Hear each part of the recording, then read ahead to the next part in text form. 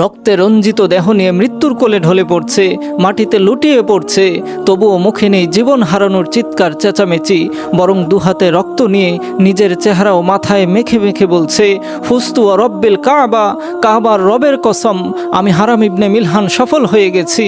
ফুস্তু ও রব্বিল কাবা, কাবার রবের কসম আমি সফল হয়ে গেছি। সুবহানাল্লাহ, আল্লাহু আকবার। প্রিয় ভাই ও বোনেরা, এরাই তো মুমিন।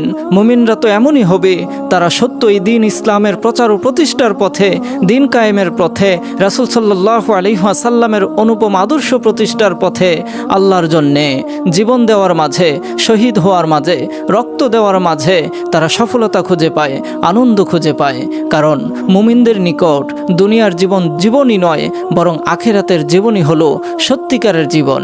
জি, ইসলামের ইতিহাসে বীরে মাউনার হৃদয় বিদারক ঘটনার অংশবিশেষ যেখানে উল্লেখ রয়েছে, সাহাবী হারাম ইবনে মিলহান রাদিয়াল্লাহু আনহু যখন প্রাণাদেক প্রিয় রাসূল সাল্লাল্লাহু আলাইহি ওয়াসাল্লামের পত্রসহ আল্লাহর দুশমন আমির বিন তুফাইলের নিকট উপস্থিত হন, তখনই এই দুশমনের ইশারায় এক ব্যক্তি হারাম ইবনে মিলহানের পিছন দিক থেকে এত জোরে বর্ষা দিয়ে আঘাত করল যে বর্ষাটি তার পিঠ দিয়ে ঢুকে বুক দিয়ে বের হয়ে যায়।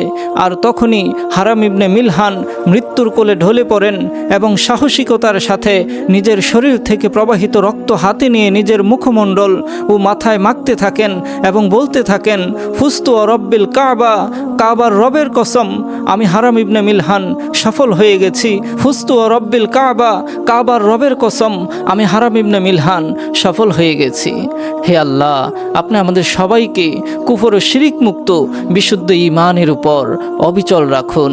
আমিন ইয়া রাব্বাল আলামিন।